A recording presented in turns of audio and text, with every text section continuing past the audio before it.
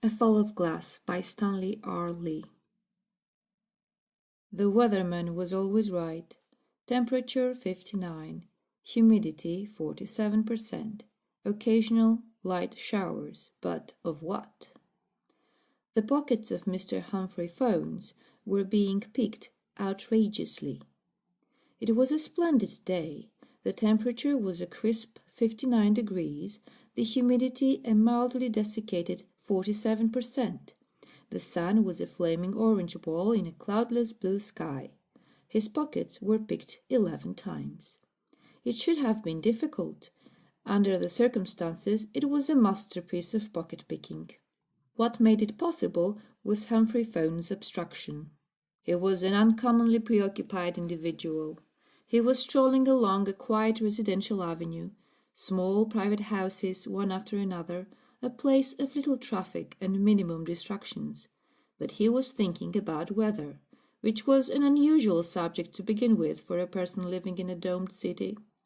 He was thinking so deeply about it that it never occurred to him that entirely too many people were bumping into him. He was thinking about optimum dome conditions, a crisp 59 degrees, a mildly desiccated 47%. When a bogus postman, who pretended to be reading a postal card, jostled him. In the confusion of spilled letters and apologies from both sides, the postman rifled Phone's handkerchief and inside jacket pockets. He was still thinking about temperature and humidity when a pretty girl happened along with something in her eye. They collided. She got his right and left jacket pockets. It was much too much for coincidence. The sidewalk was wide enough to allow 4 people to pass at one time. He should surely have become suspicious when 2 men engaged in a heated argument came along. In the ensuing contretemps, they emptied his rear pants pockets, got his wrist watch, and restored the contents of the handkerchief pocket. It all went off very smoothly, like a game of put and take, the sole difference being that Humphrey Phones had no idea he was playing. There was an occasional tinkle of falling glass. It fell on the streets and houses, making small geysers of shiny mist, hitting with a gentle musical sound, like the ephemeral droppings of a celesta. It was precipitation peculiar to a dome, feather-light fragments showering harmlessly on the city from time to time. Dome weevils, their metal arms reaching out with molten glass, roamed the huge casserole, ceaselessly patching and repairing. Humphrey Phones strode through the paths of falling glass, still intrigued by a temperature that was always 59 degrees, by a humidity that was always 47%, by weather that was always optimum. It was this, rather than skill, that enabled the police to maintain such a tight surveillance on him, a surveillance that went to the extent of getting his fingerprints off the postman's bag, and which photographed, X-rayed, and chemically analyzed the contents of his pockets before returning them. 2 blocks away from his home, a careless housewife spilled a 5-pound bag of flour as he was passing. It was really plaster of Paris. He left his shoe print, stride measurement, height, weight, and handedness behind. By the time Phones reached his front door, an entire dossier, complete with photographs, had been prepared and was being read by 2 men in an orange patrol car parked down the street. Lanfear had undoubtedly been affected by his job. Sitting behind the wheel of the orange car, he watched Humphrey Phones approach with a distinct feeling of admiration, although it was an odd, objective kind of admiration, clinical in nature. It was similar to that of a pathologist observing for the first time a new and particularly virulent strain of pneumococcus under his microscope. Lanfear's job was to ferret out aberration. It couldn't be tolerated within the confines of a dome. Conformity had become more than a social force. It was a physical necessity. And after years of working at it, Lanfear had become an admirer of eccentricity. He came to see that genuine quirks were rare, and, as time went on, due partly to his own small efforts, rarer. Phones was a masterpiece of queerness. He was utterly inexplicable. Lanfear was almost proud of Humphrey Phones. "Sometimes his house shakes," Lanfear said. House shakes, Lieutenant McBride wrote in his notebook. Then he stopped and frowned. He reread what he'd just written. You heard right. The house shakes, Lanfear said, savouring it. McBride looked at the phone's house through the magnifying glass of the windshield. Like from side to side? He asked, in a somewhat patronizing tone of voice. And up and down. McBride returned the notebook to the breast pocket of his orange uniform. Go on, he said, amused. It sounds interesting. He tossed the dossier carelessly on the back seat. Lanfear sat stiffly behind the wheel, affronted. The cynical McBride couldn't really appreciate fine aberrations. In some ways, McBride was a barbarian. Lanfear had held out on phones for months. He had even contrived to engage him in conversation once, a pleasantly absurd, irrational little chat that titillated him for weeks. It was only with the greatest reluctance that he finally mentioned phones to McBride. After years of searching for differences, Lanfear had seen how extraordinarily repetitious people were, echoes really, dimly resounding echoes, each believing itself whole and separate. They spoke in an incessant chatter of clichés, and their actions were unbelievably trite. Then a fine, robust freak came along, and the others, the echoes, refused to believe it. The lieutenant was probably on the point of suggesting a vacation. Why don't you take a vacation? Lieutenant McBride suggested. It's like this, McBride. Do you know what a wind is, a breeze, a zephyr? I've heard some. They say there are mountain tops where winds blow all the time. Strong winds, McBride, winds like you and I can't imagine. And if there was a house sitting on such a mountain, and if winds did blow, it would shake exactly the way that one does. Sometimes I get the feeling the whole place is going to slide off its foundation and go sailing down the avenue. Lieutenant McBride pursed his lips.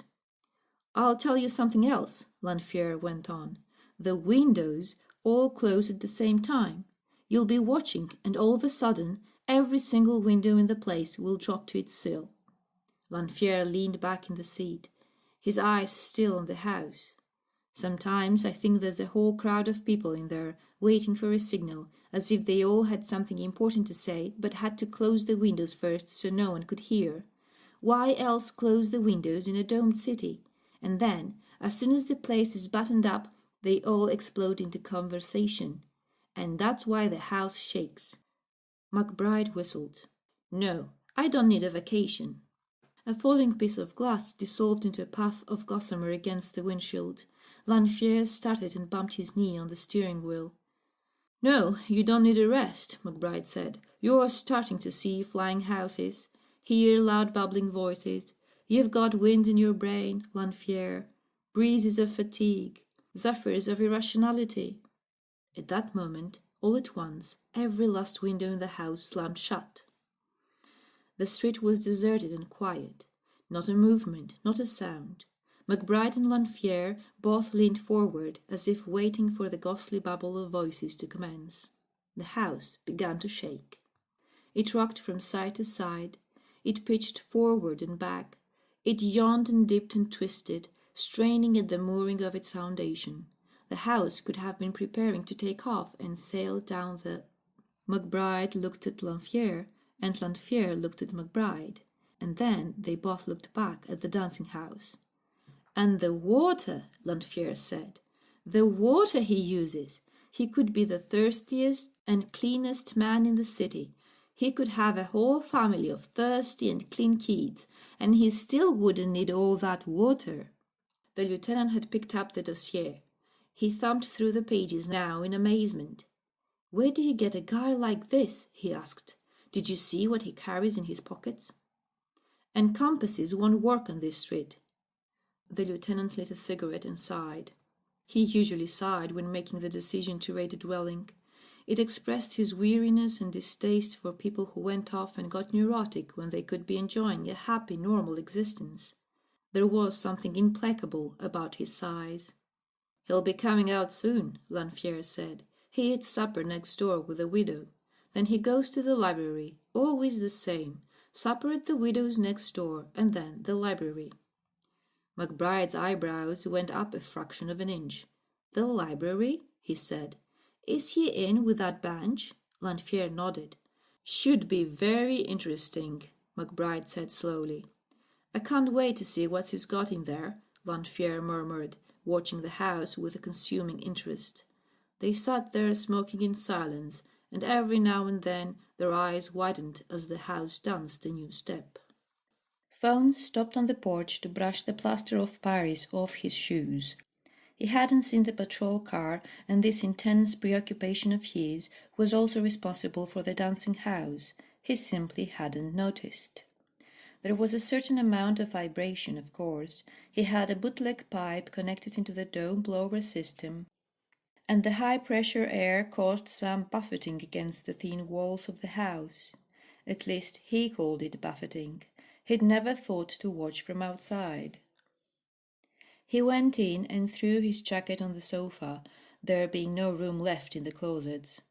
Crossing the living room, he stopped to twist a drawer pull. Every window slammed shut. Tight as a kite, he thought, satisfied. He continued on toward the closet at the foot of the stairs and then stopped again. Was that right? No. Snug as a hag in a rag, he went on thinking. The old devils. The downstairs closet was like a great watch case, a profusion of wheels surrounding the master mechanism, which was a miniature seesaw that went back and forth 365 and a quarter times an hour. The wheels had a curious stateliness about them. They were all quite old, savaged from grandfather's clocks and music boxes, and they went around in graceful circles at the rate of 30 and 31 times an hour, although there was one slightly eccentric cam that vacillated between 28 and 29. He watched as they span and flashed in the darkness, and then set them for 7 o'clock in the evening, April 7th, any year. Outside, the domed city vanished. It was replaced by an illusion, or, as Phones hoped it might appear, the illusion of the domed city vanished and was replaced by a more satisfactory and, for his specific purpose, more functional illusion. Looking through the window, he saw only a garden. Instead of an orange sun at perpetual high noon, there was a red sun setting brilliantly, marred only by an occasional arc over, which left the smell of ozone in the air. There was also a gigantic moon. It hid a huge area of sky, and it sank. The sun and moon both looked down upon a garden that was itself scintillant, composed largely of neon roses. Moonlight, he thought, and roses. Satisfactory. And cocktails for two. Blast! He'd never be able to figure that one out. He watched as the moon played "Oh, you beautiful doll," and the neon roses flashed slowly from red to violet, then went back to the closet and turned on the scent. The house began to smell like an immensely concentrated rose as the moon shifted to "People will say we're in love." He rubbed his chin critically. It seemed all right. A dreamy sunset, an enchanted moon, flowers, scent. They were all purely speculative, of course. He had no idea how a rose really smelled, or looked for that matter, not to mention a moon. But then neither did the widow. He'd have to be confident, assertive, insist on it. "I tell you, my dear, this is a genuine, realistic, romantic moon. Now, does it do anything to your pulse? Do you feel icy fingers marching up and down your spine?" His own spine didn't seem to be affected, but then he hadn't read that book on ancient Moors and courtship customs. How really odd the ancients were. Seduction seemed to be an incredibly long and drawn-out process, accompanied by a considerable amount of falsification. Communication seemed virtually impossible. No meant any number of things, depending on the tone of voice and the circumstances.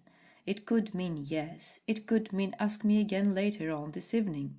He went up the stairs to the bedroom closet and tried the rainmaker, thinking roguishly, "Thou shalt not inundate." The risks he was taking. A shower fell gently on the garden, and a male chorus began to chant "Singing in the Rain." Undiminished, the yellow moon and the red sun continued to be brilliant, although the sun occasionally arced over and demolished several of the neon roses. The last wheel in the bedroom closet was a rather elegant steering wheel from an old 1995 Studebaker. This was on the bootleg pipe. He gingerly turned it. Far below in the cellar there was a rumble, and then the soft whistle of winds came to him. He went downstairs to watch out the living-room window. This was important. The window had a really fixed attitude about air currents. The neon roses bent and tingled against each other as the wind rose, and the moon shook a trifle as it whispered, "Cuddle up a little closer." He watched with folded arms, considering how he would start. "My dear Mrs. de Chazaway." Too formal. They'd be looking out at the romantic garden. Time to be a bit forward. "My very dear Mrs. de Chazaway." No, contrived. How about a simple "Dear Mrs. de Chazaway"? That might be it. "I was wondering, seeing as how it's so late, if you wouldn't rather stay over instead of going home?" Preoccupied, he hadn't noticed the winds building up, didn't hear the shaking and rattling of the pipes. There were attic pipes connected to wall pipes, and wall pipes connected to cellar pipes, and they made one gigantic skeleton that began to rattle its bones and dance as high-pressure air from the dome blower rushed in, slowly opening the Studebaker valve wider and wider. The neon roses thrashed about, extinguishing each other. The red sun shot off a mass of sparks and then quickly sank out of sight. The moon fell on the garden and rolled ponderously along, crooning when the blue of the night meets the gold of the day. The shaking house finally woke him. He scrambled upstairs to the Studebaker wheel and shut it off. At the window again, he sighed. Repairs were in order, and it wasn't the first time the winds got out of line. Why didn't she marry him and save all this bother? He shut it all down and went out the front door, wondering about the rhyme of the months, about stately August and eccentric February and romantic April. April. Its days were 30 and it followed September, and all the rest have 31. What a strange people, the Asians. He still didn't see the orange car parked down the street. "Men are too perishable," Mrs. de Chazaway said over dinner. "For all practical purposes, I'm never going to marry again. All my husbands die." "Would you pass the beets, please?" Humphrey Phones said. She handed him a platter of steaming red beets. "And don't look at me that way," she said. "I'm not going to marry you, and if you want reasons, I'll give you 4 of them: Andrew, Kurt, Norman, and Alphonse." The widow was a passionate woman. She did everything passionately, talking, cooking, dressing. Her beads were passionately red. Her clothes rustled and her high heels clicked and her jewelry tinkled. She was possessed by an uncontrollable dynamism. Phones had never known anyone like her. "You forgot to put salt on the potatoes," she said passionately, then went on as calmly as it was possible for her to be, to explain why she couldn't marry him. "Do you have any idea what people are saying? They're all saying I'm a cannibal. I rob my husbands of their life force, and when they're empty, I carry their bodies outside on my way to the justice of the peace." "As long as there are people," he said philosophically, "there'll be talking." "But it's the air. Why don't they talk about that? The air is stale, I'm positive. It's not nourishing. The air is stale, and Andrew, Kurt, Norman, and Alphonse couldn't stand it. Poor Alphonse! He was never so healthy as on the day he was born. From then on, things got steadily worse for him. I don't seem to mind the air." She threw up her hands. "You'd be the worst of the lot." She left the table, rustling and tinkling about the room. "I can just hear them. Try some of the asparagus. 5, that's what they'd say. That woman did it again. And the plain fact is, I don't want you on my record." "Really?" Phones protested. "I feel splendid. Never better." He could hear her moving about, and then felt her hands on his shoulders. "And what about those very elaborate plans you've been making to seduce me?" Phones froze, with 3 asparagus hanging from his fork. Don't you think they'll find out? I found out, and you can bet they will. It's my fault, I guess. I talk too much, and I don't always tell the truth. To be completely honest with you, Mr. Phones, it wasn't the old custom at all standing between us. It was air. I can't have another man die on me. It's bad for my self-esteem. And now you've gone and done something good and criminal, something peculiar. Phones put his fork down. Dear Mrs. de Chazaway, he started to say. And of course, when they do find out, and they ask you why, Mr. Phones, you'll tell them. No, no heroics, please. When they ask a man a question, he always answers, and you will too. You'll tell them I wanted to be courted, and when they hear that, they'll be around to ask me a few questions. You see, we're both a bit queer. I hadn't thought of that, Phones said quietly. Oh, it doesn't really matter. I'll join Andrew, Kurt, Norman. That won't be necessary, Phones said with unusual force. With all due respect to Andrew, Kurt, Norman, and Alphonse, I might as well state here and now I have other plans for you, Mrs. de Chazaway. But my dear Mr. Phones, she said, leaning across the table, we're lost, you and I. Not if we could leave the dome, Phones said quietly. That's impossible. How? In no hurry, now that he had the widow's complete attention, Phones leaned across the table and whispered, Fresh air, Mrs. de Chazaway? Space? Miles and miles of space where the real estate monopoly has no control whatever? Where the wind blows across prairies? Or is it the other way around? No matter. How would you like that, Mrs. de Chazaway? Breathing somewhat faster than usual, the widow rested her chin on her two hands. Pray continue, she said. Endless vistas of moonlight and roses? April showers, Mrs. de Chazaway, and June, which as you may know follows directly upon April, and is supposed to be the month of brides, of marrying. June also lies beyond the dome. I see. And, Mr. Phones added, his voice a honeyed whisper, they say that somewhere out in the space and the roses and the moonlight, the sleeping equinox yawns and rises, because on a certain day it's vernal, and that's when it roams the open country where geigers no longer scintillate. My! Mrs. de Chazaway rose, paced slowly to the window, and then came back to the table, standing directly over Phones. If you can get us outside the dome, she said, out where a man stays warm long enough for his wife to get to know him. If you can do that, Mr. Phones, you may call me Agnes. When Humphrey Phones stepped out of the widow's house, there was a look of such intense abstraction on his features that Lanfear felt a wistful desire to get out of the car and walk along with the man. It would be such a deliciously insane experience. April has 30 days, Phones mumbled, passing them, because 30 is the largest number such that all smaller numbers not having a common divisor with it are primes.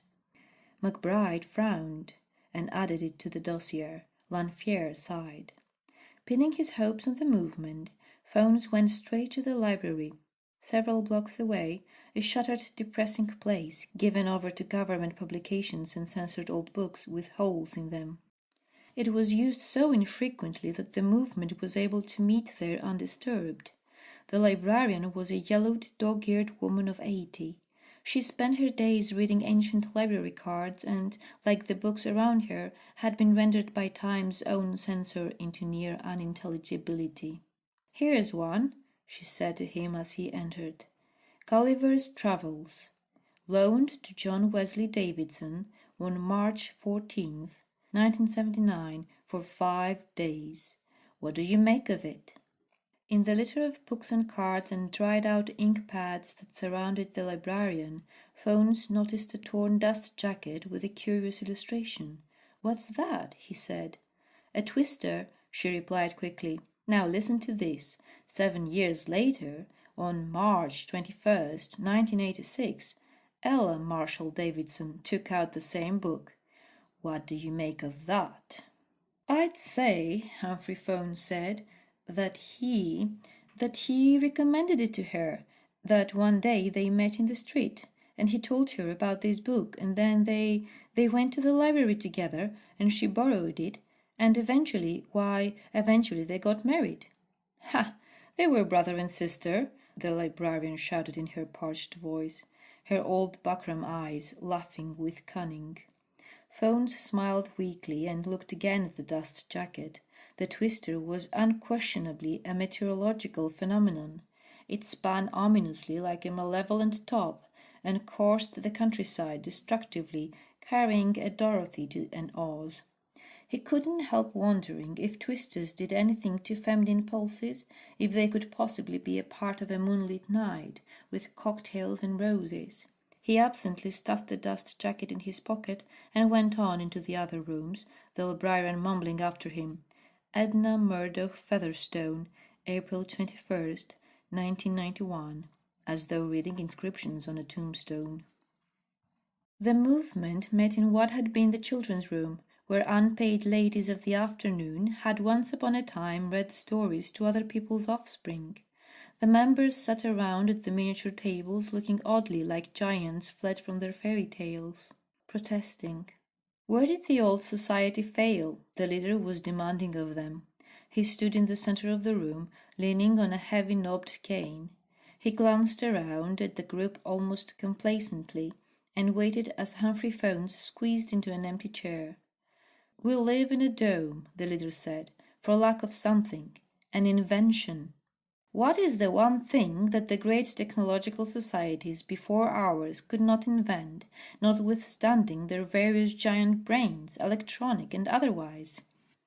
Phones was the kind of man who never answered a rhetorical question. He waited, uncomfortable in the tight chair, while the others struggled with this problem in revolutionary dialectics. A sound foreign policy, the leader said, aware that no one else had obtained the insight. If a sound foreign policy can be created, the only alternative is not to have any foreign policy at all. Thus the movement into domes began, by common consent of the governments. This is known as self-containment. Dialectically out in left field, Humphrey Phones waited for a lull in the ensuing discussion, and then politely inquired how it might be arranged for him to get out. Out? The leader said, frowning. Out? Out where? Outside the dome. Oh, all in good time, my friend. One day we shall all pick up and leave. And that day I'll await impatiently, Phones replied with marvellous tact, because it will be lonely out there for the two of us. My future wife and I have to leave now. Nonsense! Ridiculous! You have to be prepared for the open country. You can't just up and leave. It would be suicide, Phones, and dialectically very poor. Then you have discussed preparations, the practical necessities of life in the open country. Food, clothing, a weapon perhaps. What else? Have I left anything out? The leader sighed. The gentleman wants to know if he's left anything out, he said to the group. Phones looked around at them, at some dozen pained expressions. Tell the man what he's forgotten, the leader said, walking to the far window and turning his back quite pointedly on them. Everyone spoke at the same moment. A sound foreign policy, they all said, it being almost too obvious for words. On his way out, the librarian shouted at him, A tale of a tub, 35 years overdue. She was calculating the fine as he closed the door. Humphrey Phone's preoccupation finally came to an end when he was 1 block away from his house. It was then that he realized something unusual must have occurred. An orange patrol car of the security police was parked at his front door, and something else was happening too. His house was dancing. It was disconcerting and, at the same time, enchanting to watch one's residence frisking about on its foundation. It was such a strange sight that for the moment he didn't give a thought to what might be causing it. But when he stepped gingerly onto the porch, which was doing its own independent gavotte, he reached for the doorknob with an immense curiosity. The door flung itself open and knocked him back off the porch. From a prone position on his minuscule front lawn, Phones watched as his favorite easy chair sailed out of the living room on a blast of cold air and went pinwheeling down the avenue in the bright sunshine. A wild wind and a thick fog poured out of the house. It brought chairs, suits, small tables, lamps trailing their cords, ashtrays, sofa cushions. The house was emptying itself fiercely, as if disgorging an old spoiled meal. From deep inside he could hear the rumble of his ancient upright piano as it rolled ponderously from room to room. He stood up. A wet wind swept over him, whipping at his face, toying with his hair. It was a whistling in his ears and a tingle on his cheeks. He got hit by a shoe. As he forced his way back to the doorway, needles of rain played over his face, and he heard a voice cry out from somewhere in the living room. "Help!" Lieutenant McBride called. Standing in the doorway with his wet hair plastered down on his dripping scalp, the wind roaring about him, the piano rumbling in the distance like thunder, Humphrey Phones suddenly saw it all very clear. "Winds," he said in a whisper. "What's happening?" McBride yelled, crouching behind the sofa. "March winds," he said. "What?" "April showers." The winds roared for a moment, and then McBride's lost voice emerged from the blackness of the living room. "These are not optimum dome conditions," the voice wailed. "The temperature is not 59 degrees. The humidity is not 47%.